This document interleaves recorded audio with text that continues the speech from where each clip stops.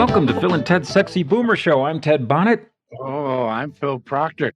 It's time to introduce another wonderful friend, Daryl Davis, who can be described as an entertainer, an activist, a author, actor, a race relations expert, and I'm sure we're going to hear some wonderful stories. Daryl, how are you doing? I'm doing great, Phil. Really appreciate you being with me here today. Oh, good. I'm so glad. We've been trying to get you on the show for a while, but you are a busy man. I spent the evening with you, Daryl, virtually the other night. I watched your TED Talk, which has 13 million views.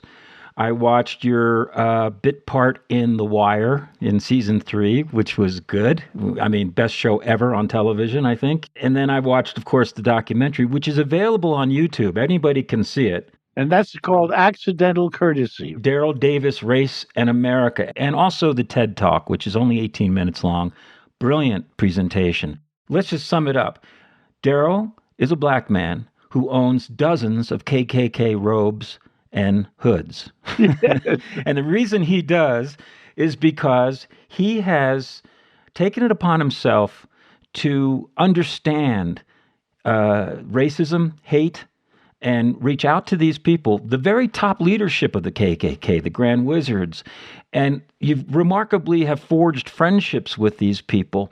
And some of them have eventually renounced the KKK as a result of your, at least in part, as a result of your conversations. That's right. When they quit, they give you their robes. And that's why you have over 24 robes. Absolutely. Which is an amazing accomplishment.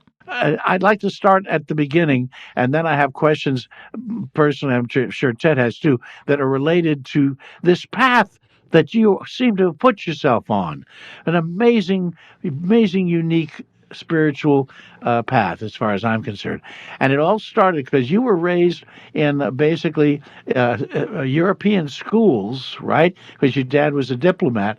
And there was. I lived in Europe and I lived in Africa. My dad was U.S. State Department, U.S. Foreign Service. Uh-huh. So how it works is you get assigned to a foreign country abroad for 2 years, and at the end of the assignment, you return back home here to the States.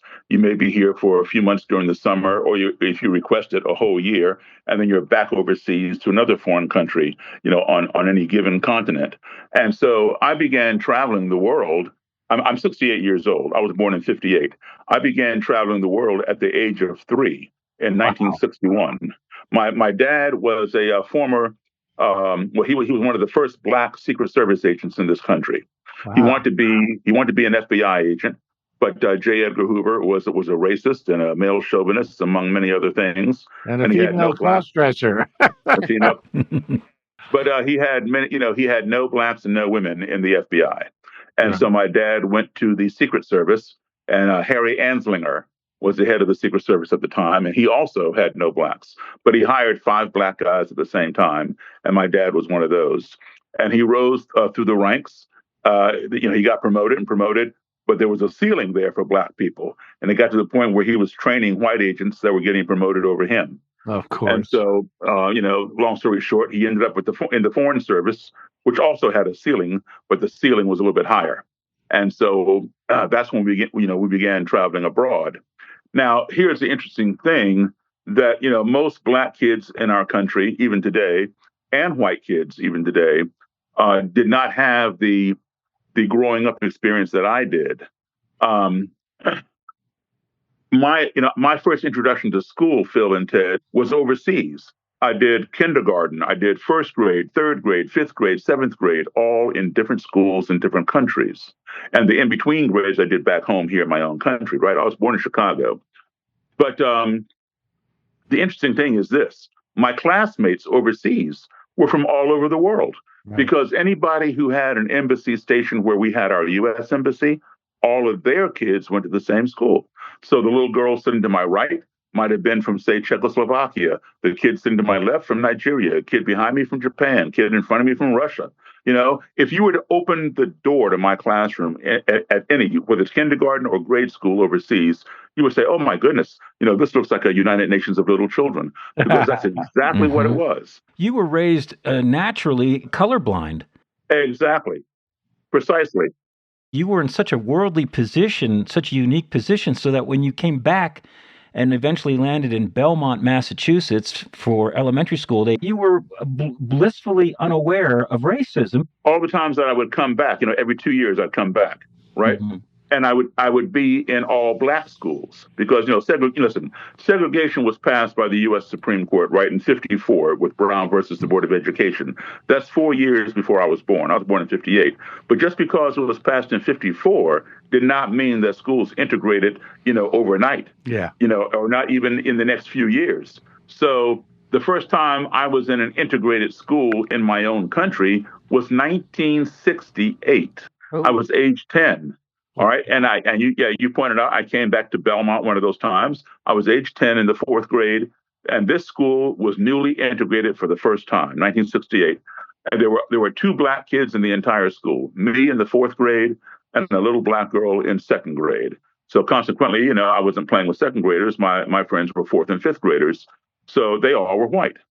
And several of my male friends were members of the Cub Scouts, and they invited me to join, which I did. And I was the only black scout anywhere in the area. And we had a parade along with we were in the Cub Scouts, along with the Boy Scouts, the Girl Scouts, the Brownies, the 4-H Club, and different organizations. I was the only black participant. The roads were blocked off where we were going to have our parade, and the sidewalks on either side. We were marching from Lexington to Concord, which is right next door to Belmont, to commemorate the ride of Paul Revere. Wow. The sidewalks were lined with nothing but white people, and they were waving and cheering and yelling, "The British are coming," and all that kind of thing. Your den mother in the Cub Scout made you the flag carrier, so you were prominent. I was a flag bearer. Yes, I was carrying the American flag. All right.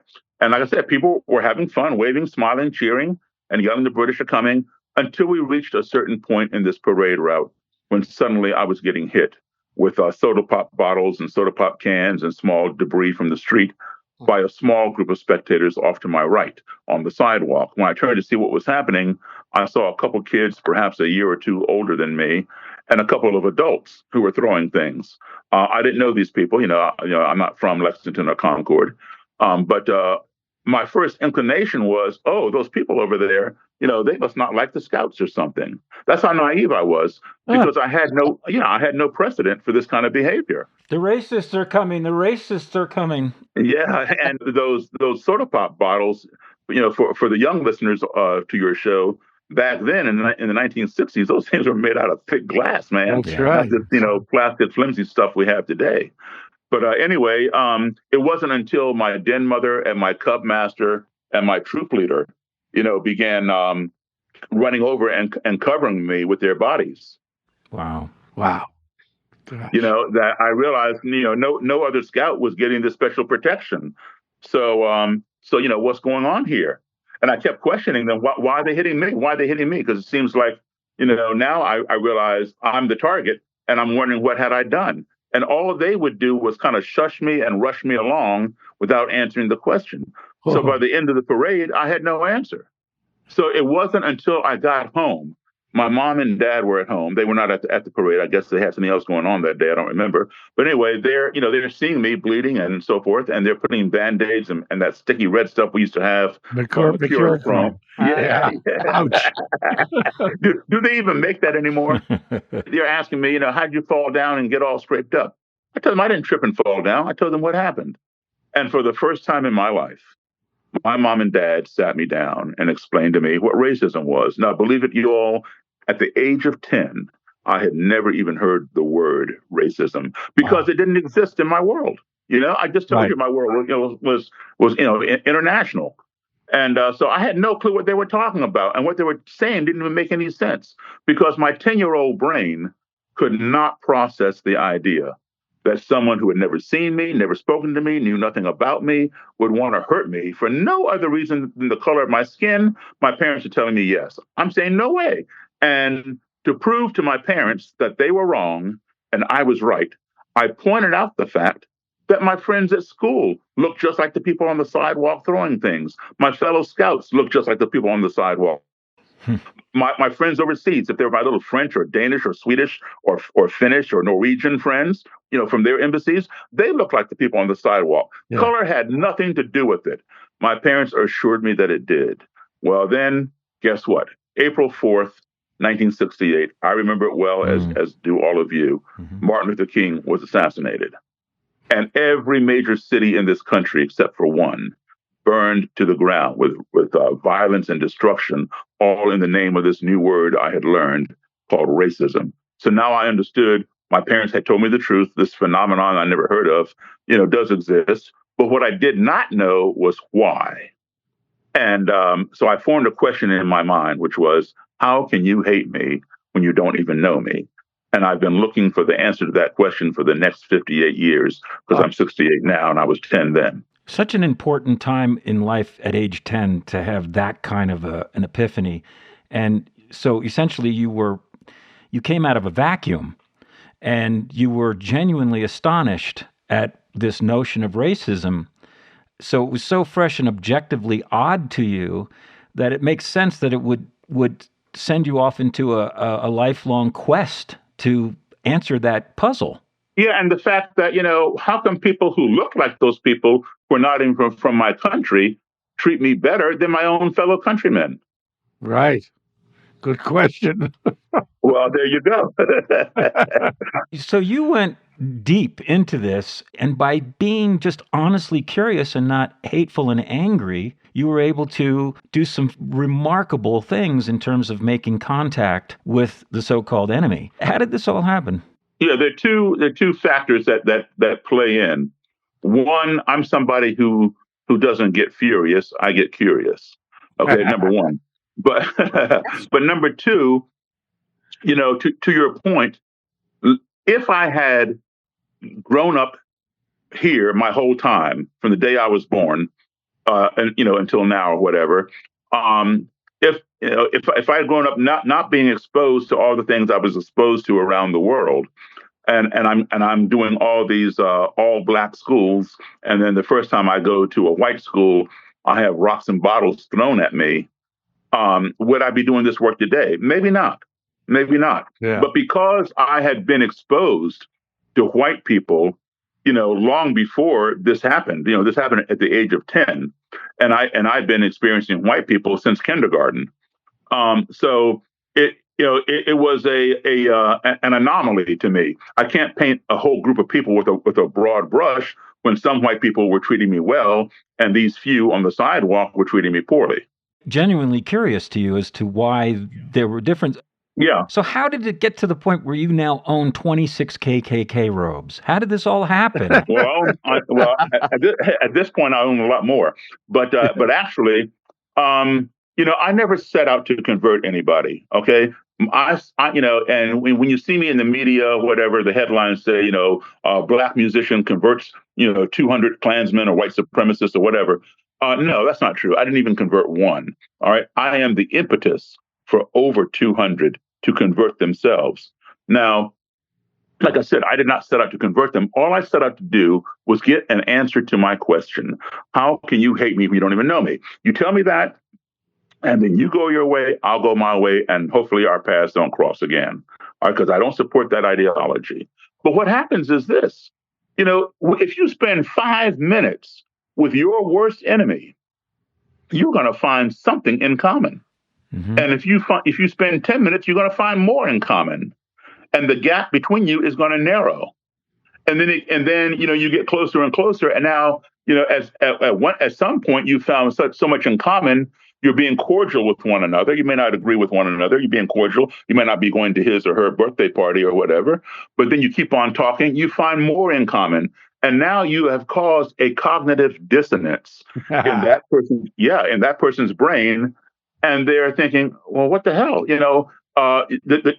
have found so much more in common than you have found in contrast, and the trivial things you found in contrast, like skin color or whether you go to a church, a mosque, a synagogue, or a temple, began to matter less and less. And then they began questioning themselves, well, how can I hate this person sitting across the table from me? He likes the same things I do. So what I do is I start with things that we may have in common. Like, for example, okay, if I ask you right now, what do you have in common with the leader in the KKK or the neo-Nazi movement, you tell me absolutely nothing. But then if I say to you, well, do you believe that we need to get drugs off the street and get better education for kids? You say, yeah. Well, I say, well, this leader says the same thing. So start there. where you have something in common with somebody who hates you, and you build from there. Like sometimes, believe it or not, when I'm sitting around talking, we might even get on the topic of movies. So this one Klan leader loves James Bond. So do I. Before I became a musician, I wanted to be an espionage agent, and James Bond was my hero. To this day, I still have my 007 briefcase where you push the handle and plastic bullet flies out of it, shoots out of it. And I got my 007 decoder belt. I mean, it's probably worth a lot of money today, right? I got it when I was a kid. But anyway, I still have it. But anyway, so he likes James Bond. I like James Bond. He prefers Sean Connery. I prefer Roger Moore. But at least we both like, but at least we both like James Bond. Right. So that's a starting point, It's a bonding point. Yeah, exactly. No pun intended, right? Oh, many puns intended. That's Phil's specialty, Daryl. I want to just add an observation of what you made me think. I finally now understand why President Trump has fallen in love with Kim Jong-un, or whatever the hell his name is. They both have atom bombs in common. Yes, indeed. Yeah. Right. So what's not to love, And the cruelty streak, too. You can't, Yeah, they're very cruel and torture. One of the things that impressed me in watching the documentary is that one of the reasons these folks appreciated you, even though you guys were diametrically opposed, was that you respected them enough to listen. You didn't have to agree, but you listened to what their grievances were.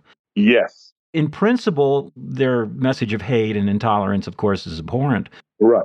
But you were able to reach out to them on a man-to-man level and confront them in a way where, they just couldn't betray themselves when you were being earnest with them. There was a scene in the documentary where the Klan leader was speaking and you were there because you went to the meetings. I mean, you are a brave man. Yeah. Listen, believe it or not, I've spoken at Klan rallies and Klan meetings.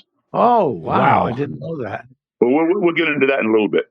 Okay. The crowd was heckling you because you had the nerve to even be there. And this leader who was speaking to them gave them a lot of hell. Yeah. And said, I have more respect for this man than you, white N-word. Yeah. That Klan leader that you're talking about, when I met him, he was a grand dragon, which means state leader. He was, what you and I would call a governor. Mm-hmm. And then he was a state leader for Maryland. He was the Grand Dragon of Maryland. And then he rose through the ranks and became an imperial wizard, which means national leader, what you and I would call president, who oversees all the states. So as imperial wizard, he oversaw 13 states. Today, I own that Klan leader's robe and hood. He gave it up and shut down his 13 chapters in those 13 states. Wow. Congratulations. What I've learned is this, between traveling with my parents as a kid in the Foreign Service, and now as an adult professional musician, I play overseas, I lecture overseas. When you combine those two sets of travels, I've played in all 50 states, and I have been to 65 countries around the world on 6 continents. And now, what does that mean other than I have a lot of frequent flyer miles and hotel points? It means that I've been exposed to a wide variety of people who may not look like me, may not speak my language, may not worship as I do, may not worship at all. But what I have concluded from this is that every single person I have met, whether they are as close as Canada or as close as Mexico or across the Atlantic or across the Pacific, every single person I've met anywhere on this planet is a human being. And as such, every human being wants these 5 core values. Everyone wants to be loved. Everyone wants to be respected. We all want to be heard. We all want to be treated fairly and truthfully. And we all want the same things for our family as anybody else would want for their family. And if we can learn to apply those 5 core values or any of those 5 values when we find ourselves in an adversarial situation or in a society or culture in which we are unfamiliar or uncomfortable, I'll guarantee you that your navigation of that situation, that culture, that society, will be much more smooth, much more positive, and much more productive. Now, I mentioned, the travel that I did had a lot to do with my perspective on humanity. And one of my very favorite quotes of all time is by Mark Twain. His real name's Samuel Clemens, but we know him as Mark Twain. He had a lot of great quotes, but my favorite one is called the travel quote. And Mark Twain said, travel is fatal to prejudice, bigotry, and narrow mindedness, and many of our people need it sorely on these accounts. Broad, wholesome, charitable views of men and things cannot be acquired by vegetating in one little corner of the earth all one's lifetime. Yep. Amen. Wow. You're listening to Phil and Ted's Sexy Boomer Show. Our special guest today, Daryl Davis, professional musician and actor, but he's best known for what we're discussing, his ability to fight racism by engaging members of the Ku Klux Klan and helping them leave and denounce the KKK. You can see him featured in a documentary that's available on YouTube called Accidental Courtesy, Daryl Davis, Race and America. One of the things, Daryl, that I noticed, the documentary showed people pushing back on you and you having to literally having to defend what you're doing. In one case, you sat down with a senior fellow at the Southern Poverty Law Group, Mark Potok, I believe his name is. Right. And I don't know if you knew him before the interview, but he seemed to look at you like as a curiosity. He was interviewed a couple of years before the documentary, and he was asked about me, and he more or less implied that I was a clown or something. But I don't have any animus towards Mark Potok. He did not like me so much. And in the documentary, you heard him say that I was retail and he was wholesale or something. He said his job is not to sit down and have coffee with the Klan, but to destroy the Klan. He said, "I'm here to kill off hate groups." Yeah. And he characterized your work as retail strategy, Right. and their work as wholesale strategy because, quote, "we can't wait around." Right. Exactly. I get that, and I admire their work, but Sure. there was hostility and intolerance in that remark, and that sort of betrayed what your whole thing is. Well, the whole thing, I mean, there are many different avenues to addressing a problem. I have one and I've proven that it works. He has another one and he's proven that, that his works to a certain degree. But, let me put it this way. Okay, so let's take Rosa Parks and the bus incident, right, where she wouldn't give up her seat. All right. So Martin Luther King organized a boycott. And the buses were riding around empty, burning up gas and not making any money for a year. And then they finally changed the law. Okay, Black people can sit wherever they want to sit on the bus. All right. So the day that law was, because before it was against the law for a Black person to sit in the front of the bus. That was the law. You get arrested. That's why she got arrested. All right. So the law changed.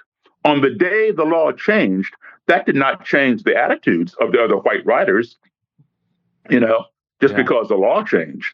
So when Mark Potok sues the Klan, that doesn't mean all of a sudden, and he wins, that does not mean that the Klan loses their hatred. It simply means that they lost some money, which makes them even madder and even more hateful. Mm-hmm. Okay? So when I sit down with them and I provide them an education and a reason to rethink their ideology, that's a lot longer lasting, a lot more beneficial. No, I'm not saying his legal actions shouldn't be done. Yeah, you hold people accountable. If somebody does something and destroys somebody's property or hangs somebody from a tree and all these things that he is sued for, yes, I appreciate them taking them to court and putting them in jail or prison for the rest of their lives or holding them accountable. Absolutely. And that is a strategy. You have to be accountable for the crimes that you commit. Okay. But you also, prison and things like that and money are penal penalties. You're penalizing somebody, right? And but I'm trying to reform. Right. I just don't understand why here you are building bridges and addressing hatred in a peaceful way. Why aren't they complementary? That's a question for Mark Potok. I can't answer that for him. The other pushback that was illustrated in the documentary took place in Baltimore. With the Black Lives Matter people. Yeah, two young Black gentlemen who were young and idealistic and full of fire. And boy, did they give you a hard time. And you didn't even spar with them. You were just trying to engage. And then some older Black gentleman came down and sat down and just read you the riot act and then walked out. It was like they were so intolerant of your work. They were intimidated by your work. I was not intimidated by them. No. But, so let me say this. Yes. And I wanted to keep that in there to show, because a lot of people think all black people think alike. Well, no, we don't. We're not monolithic. You saw black people in the documentary that supported me. Some guys I ran into at Howard University, my alma mater, who supported me, and then you saw those guys you're talking about who absolutely did not support me. Now, let me say this about that. No one group has a monopoly on racism. And that's why I wanted to keep that in the documentary. The segment that you saw in the documentary was only 8 minutes long. That scene, believe it or not, went on for about an hour. We couldn't include the whole hour, and it almost ended up in physical violence. Okay. Now, about a year later, they reached out to me. And they said, "Hey, we've been seeing you on TV. We've read some, interviews with you. We don't agree with everything, but we see where you're going with this, and we agree with some of the things. We think, we can work together. Can we get together and have dinner and talk?" I said, "Sure." So I drove to Baltimore. I met up with them, and we had a nice dinner together, had a nice conversation, and much different than what you saw in the documentary. And that's also on YouTube if you want to see it somewhere. But anyway, we started working together, and then the older guy, the one that you're talking about, who read me the riot act, we started working together, and then he fell off the wagon, so to speak, and reverted back to how he was in the documentary. So that ended that relationship. But no one has a monopoly on racism, and he has his method of addressing it. I have mine, and Mark Potok has his. The main thing is it needs to be addressed, and there's no one shoe fits all. Now, I don't know if you know this, Daryl, but on my one side of my family, my grandfather was a state senator of Indiana, Robert E. Ah, Proctor, right? And he okay. was responsible for basically uncovering the Ku Klux Klan in northern Indiana. And when I was a kid, I had for a while in my possession one of the Klan books with all the rituals in them. Oh, how gruesome. Chloran. Yes, talking about chlorine, right. And so there was, even though Indiana really is, all pretty much an all-white state now, my grandfather helped to confront racism. So, well, Indiana. Yeah, ground zero, man, ground zero. Yes, it was. Yes, Indiana had the most KKK members of any state at one time, back in the late 1920s and through the 30s, Wow. with their imperial wizard named D.C. Stevenson. Wow. And Bad dude. yeah, he got in trouble for murdering a female reporter. And D.C. Stevenson made governors and made senators and made mayors. Half it. The Klan reached an all-time high of like 4 million people, and with Indiana having 1 million by itself. My goodness. You end this movie, which was produced and distributed in 2016, just as Trump was coming in for the first time. Yeah. You said in the documentary that you thought this would be hopeful, in the sense that it would finally put this hatred in the spotlight. People would see it for what it was and rebel against it. Exactly. And here we are now, 10 years later, in a second Trump term. And I say the same thing. Okay. I said in the documentary that I think Donald Trump is the best thing that's happened to this country. I did not vote for Donald Trump. I would never vote for Donald Trump. I played for him one time many, many years ago before he ever got into politics, but I am not a fan of Donald Trump. But he is the best thing that has happened to this country, because he has put this nonsense, this racism, his own racism, narcissism, male chauvinism, whatever, in our face. Okay. Yeah. People, unfortunately, Americans are not as proactive as we should be. We're more reactive. Yeah. All right. And we have the opinion, if I don't see it, if I turn a blind eye to it, then it doesn't exist. We had a black president. Racism is over. No, it's not. But that's the mentality. Yeah, with Donald Trump, he has allowed people to take off their masks, right? And storm the Capitol and show their faces and then get pardoned for it and so forth and so on. So now we can no longer turn a deaf ear or a blind eye, because anywhere you turn is there. So now we are forced to confront it. That's why I say this is the best time. For example, you guys are in say Los Angeles, and you're gonna go on vacation. You're gonna drive. You're gonna drive to Las Vegas or something. Um, if you get 10 miles out of Los Angeles and your car starts knocking and making weird noises, you say, whoa, whoa, let me turn around and go to my mechanic. I don't want to get stranded out in Nevada somewhere, my car break down. So you turn around, go back, you get your mechanic, you say, hey man, would you drive my car? Let me ride with you, go around the block and figure out what this noise is. He gets in the car and you ride around the block and there's no noise. And he tells you, well, I can't fix what I can't hear, right? So that's the attitude that we've had. If I don't see it, I don't hear it, then we can't fix it.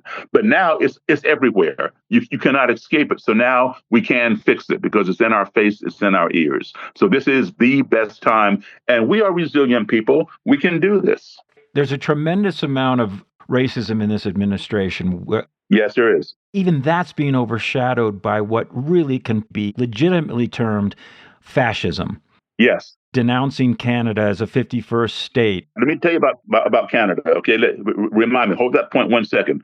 I'm going to tell you what's going on here, guys. Listen. I went to a high school in Rockville, Maryland. Okay, and we in 1974, I was a sophomore, age 15. All right, and I was taking a senior class. It was called the POTC, which stood for Problems of the 20th Century. We had a fantastic teacher. He would bring in speakers to speak about controversial topics like abortion and things like that, all right, to our class. And we could question the speaker, et cetera. Well, on this one day in 1974, in our POTC class, our teacher brought in the head of the American Nazi Party. All right. Now, you could never do that today. I wish we could. I really wish we could do that. But because of political correctness, which I do not support, we cannot do that. Berkeley was a perpetrator of that. Okay. So the founder of the American Nazi Party was a fellow named George Lincoln Rockwell. And he was a big proponent of the ideology of Hitler. He founded it in Arlington, Virginia, right across the Potomac River from the White House. All right. And he was murdered by one of his own Nazi members, a guy named John Palter. So Rockwell's right-hand guy, whose name was Matt Cole, Koehl, took over the American Nazi Party. Matt Cole came to my high school that day in 1974. He stood in the front of my class. He pointed at me and pointed at another black kid in the class and said, "We're going to ship you back to Africa." And then he made a sweeping motion with his index finger across the room, and he said, "And all you Jews out there are going back to Israel." Now, I just sat there looking at this guy like, what on earth is this man talking about? Well, one of my classmates piped up and said, "Well, they live here. What if they don't want to go?" And Matt Cole said, "Oh, they have no choice. If they do not leave voluntarily, they will be exterminated in the upcoming race war." That was the first time I heard the term race war. And that propelled me to learn more and more and more about this. So now, fast forward, right? I graduate 2 years later from high school. I graduate 4 years after that from college in 1980. So 2 years later, I went looking for Matt Cole. I wanted to find this. I've been doing this now for 47 years, man. I went looking for Matt Cole. I found him. And I had a long conversation with Matt Cole. He remembered me from high school. Wow. Okay, he remembered me from coming to because only 8 years had passed. But he remembered me. And we had a long conversation. He told me a lot of lies. But one thing he told me was true. I've been following it ever since 1982 when I talked to him. All right. He told me that white supremacists are fearful of the year 2042, which is only, 15 and a half years from now. All right. I asked him to explain that. And he's right. He was wrong about a lot of other things, but he's right about this. You guys are old enough to know the term white flight. Mm-hmm. Well, if you ask some young kid, what is white flight, they never even heard of it. Because the color of the American landscape has changed so much that anywhere you try to fly to, anywhere you try to go, there's already somebody there that doesn't look like you. So white flight is over, right? Now, when I was a kid growing up, one of my heroes was Simon Wiesenthal. Mm-hmm. And after I graduated college, guess what I did? I went to Vienna, Austria, and I had dinner with Simon Wiesenthal. Yes, I did. Wow. And I picked his brain. I sat there with him, picked his brain about this stuff. He was an inspiration to me. He was one of my heroes. He's, unfortunately, he's gone now. And even to this day, I do a lot of work with the Simon Wiesenthal Center, both in Los Angeles or Chicago, the Midwest one. But he was a great inspiration to me. So Matt Cole told me they were fearful of 2042. And our U.S. Census is taken every decade, and you can check me. Just go to uscensus.gov or whatever, and you'll see the trend. When I'm 68, when I was a child, the black population in this country was 12%. Native American Indians, 1%. Latino Hispanic Americans, 2%. Asian Pacific Islander Americans, 3%. Whites were like 86, 87%. Today, the last census taken was in 2020. The next one will be 2030. Today, blacks remain at 12%, 12.9, so they say 13%. Native Americans remain at 1%. Asian Pacific Islanders have doubled to almost 6%. Latino Hispanic Americans have more than quadrupled, 17 point something percent. So if you take just, say, 13% black, 17% Latino Hispanic, that right there is 30% non-white, right? And so, that gap is narrowing. In 2042, this country, for the first time in its history, will be 50-50. 50% white, 50% non-white. Between 2045 and 2050, whites will become the minority in this country for the first time. There are plenty of white people in this country who don't care, who say, hey, that's no big deal, doesn't bother me, that's evolution, what's the big fuss? Mm-hmm. But there is another slice of our population, the ones that I deal with, who do care. And what they are telling me is, Daryl, I don't want my grandkids to be brown. They call it the browning of America, or white genocide through miscegenation. And when I first started this work, there were only like about three groups. There was the Ku Klux Klan, the neo-Nazis, and the white power skinheads. Today, you got the Klan, the Nazis, the skinheads, the Oath Keepers, the Proud Boys, the Vanguard, the Patriot Front, on and on and on and on. And they're all saying, come join. The GOP. And they're all saying, come join us. We're going to take back our country. So people, out of fear of having their identity erased, are running and joining these groups. And then when the group does not take back the country in a timely fashion, some of these people get antsy and say, you know what, if the Klan can't do it or the alt-right can't do it, I'll do it myself. And that's when they walk into a black church in Charleston, South Carolina, and murder 9 black people doing Bible study, or the Tree of Life Synagogue in Pittsburgh and murder 11 Jewish people conducting religious services, or the Sikh Indian Temple in Oak Creek, Wisconsin, murder 7 Sikh Indians in their temple services, or the Buffalo grocery store, the Walmart in El Paso, all these things. These are called lone wolves. We're going to see, unfortunately, more and more of these lone wolves as we get closer and closer to 2042, because they are becoming unhinged. And I know some of these people, and they truly believe that they are patriots. In their minds, we discovered this country, we built this country, we wrote the Constitution, and people are coming here who don't look like us and moving us out of our country.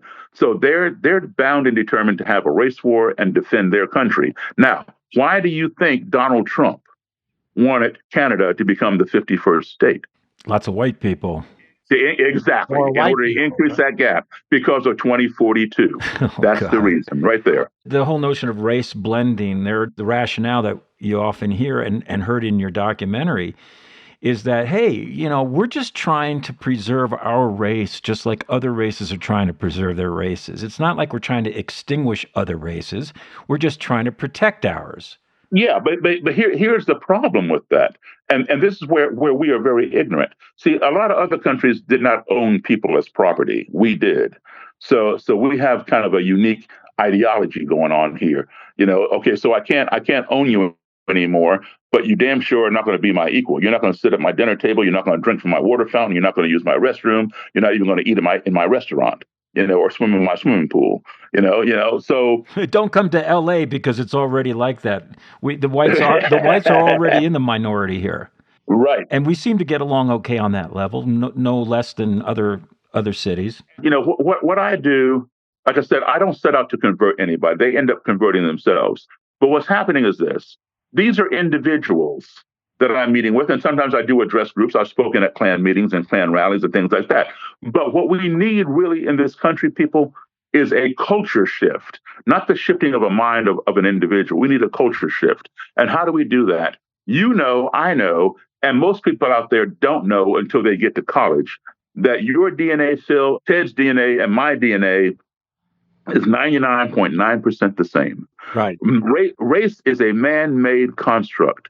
There are no races, plural. There is one race. It is the human race. Within that human race, there are different colors, different ethnicities, and different cultures. But there's only one race. So starting in elementary school, we should teach kids that no matter what color they all share that 99.9% DNA.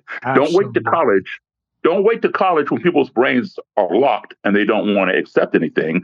Do it now in elementary school. Of course, you tone it down to that grade level and then increase it as they matriculate from elementary to middle school to high school to college. You increase the information.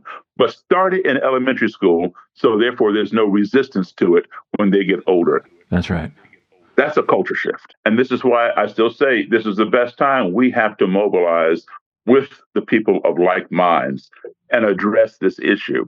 Okay, you take Trump to the war crimes tribunal after all this is done, because he's a war criminal as well as a racist and narcissist. He has taken our country down the sewer.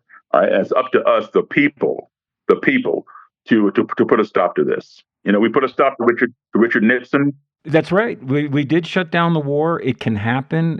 We need young people to get That's right. out of their phones and onto the streets. And this is why you have these billionaires paying for ignorant people like Charlie Kirk to go around on campuses and try to influence and recruit young people, because the old guard, the old racist guard, is dying out. And they know that ideology will die out with them unless they breed new people. And that's why you have, the good looking guys like Charlie Kirk, who was ignorant as to American history, and you found his organization and you put him on college campuses to recruit. That's an old tactic, and now it's becoming used more and more. And this is one thing that we have to look out for. It's a law of the pendulum in that when Obama came into office, it inflamed what has been part of this country since its inception, racism. And now that the pendulum is swinging even wildly to the other side now with Trump, too. Let's hope that we swing back when people are just completely over this horror show that we're going through. Maybe there will be some reform. Here's the thing, guys. Let's not hope anything. Let's get out there and do it. Yeah. Because just hoping for it is not going to make it. Because, here's what happens in this country that I've seen and we all have seen. All right. When there is a man-made disaster or a natural disaster, man-made being, say, 9/11, and natural being a Hurricane Katrina. All right. Americans, regardless of their political affiliation, their color, their religion, whatever, we all lock arms and stand strong to help each other get through the hurricane or get through having our trade center bombed or whatever. We lock arms. We stand together tall as Americans. But then as time goes and things subside, we unlock arms and drift apart. Why do we only come together in the moments of tragedy, be it man-made or Mother Nature? Tribalism. Why don't we come together during times of peace? If you want to hear more from Daryl, go to daryldavis.com, DARYL, daryldavis.com. And his wonderful book is called The Klan Whisperer. And you can see the documentary, Accidental Courtesy, Daryl Davis, Race in America, on YouTube for free. Also, search for his TED Talk, which is also mind-blowing. And we didn't even get a chance to talk about your music. That means you have to have me back for part 2. Daryl Davis, thank you so much. Keep up the good work. Thank you. We'll have you back for sure. Phil, we're out of time. Don't say that. I'm 86 years old. Not yet, Ted. You can hear everything on our website at sexyboomershow.com. I'm Ted Bonnet. I'm Phil Proctor. Thank you so much, Daryl, and you will be back. All right. Thank you, guys. We love you. Take care. Bye-bye. Bye.